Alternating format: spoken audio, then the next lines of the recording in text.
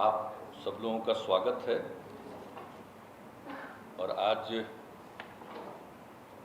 Corona की स्थिति को लेकर के हम लोगों ने पुनः आज चर्चा की है। और आप सबको मालूम है कि कल आदरणीय प्रधानमंत्री जी ने सभी राज्यों के मुख्यमंत्रियों के साथ भी कल मीटिंग की थी।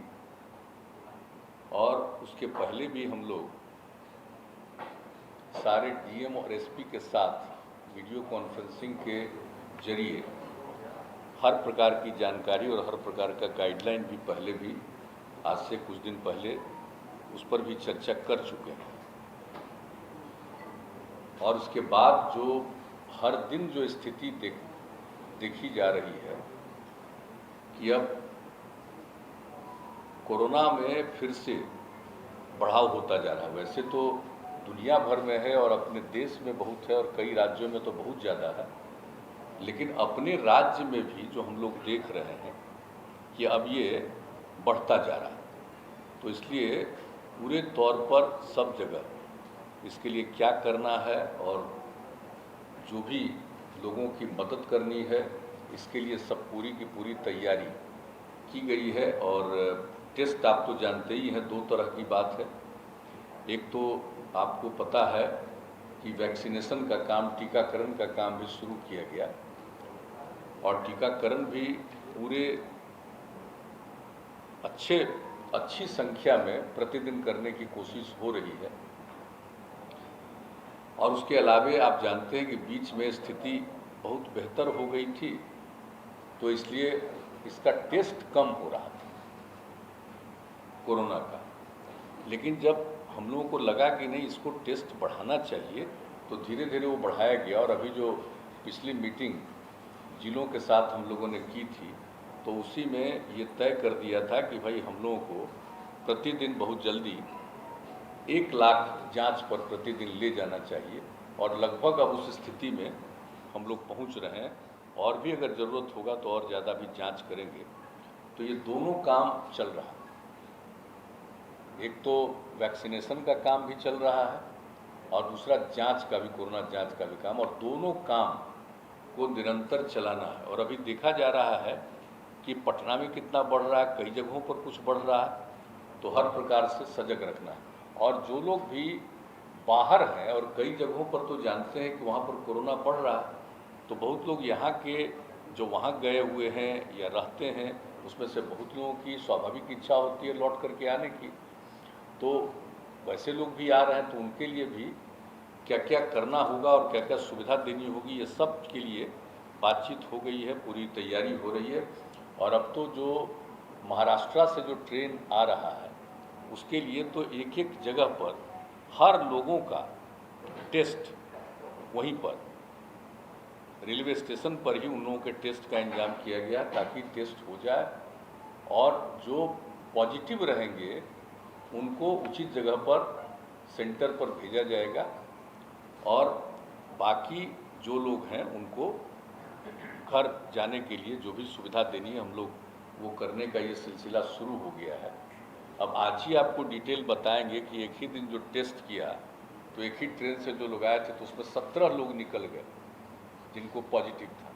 तो इसलिए इसको देखते हुए पूरे तौर पर ये हो गया है कि सब लोगों का जो आएंगे इस तरह से आते हैं, और ख़ास करके महाराष्ट्र से, तो उनका सबका का पूरा टेस्ट। और जहाँ भी ट्रेन जिन जगहों पर लगभग 18 जगहों पर से होते हुए जाता है, तो उन सभी जगहों पर जो लोग उतरेंगे उनका टेस्ट भी किया जाएगा और ध्यान भी रखा जाएगा। अगर कोई पॉजिटिव है तो उनके लिए आइसोलेशन का भी प्रबंध और इलाज का भी प्रबंध।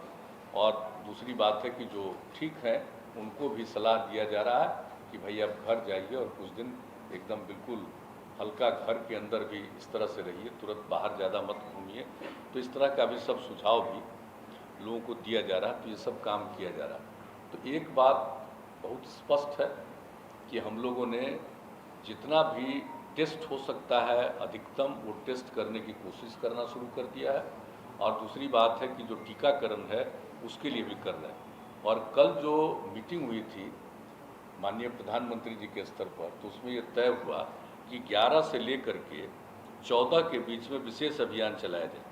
महात्मा ज्योतिराव फूले का जन्मदिन है 11 अप्रैल और बाबा साहब भीमराव अंबेडकर का 14 अप्रैल, तो उन्होंने कहा 11 से 14 के बीच में जो टीकाकरण का काम है ये काम जरा और ज़्यादा होना चाहिए। तो हम लोगों ने भी तय कर दिया है, यूँ तो हम लोग प्रतिदिन अब इसको कर रहे हैं और संख्या बढ़ाते जा रहे हैं और सब लोगों को प्रेरित कर रहे हैं कि भाई 45 साल से और उससे अधिक जितनी लोगों की उम्र है सब लोग अपना जरूर करा लें टीकाकरण। इसके लिए लोगों को प्रेरित किया जा रहा है और हम लोगों ने तय कर दिया है कि भाई ये 4 दिन जो होगा इसमें तो जरूर 4 लाख तक करेंगे, लेकिन इसके अलावे भी सब लोगों को प्रेरित करके जितने और टीकाकरण की ज़रूरत है यहाँ से लेकर के राजधानी से लेकर के नीचे के स्तर तक सभी जगहों पर टीकाकरण का प्रबंध किया जा रहा है और उनको किया जाएगा, लोगों को प्रेरित किया जाएगा।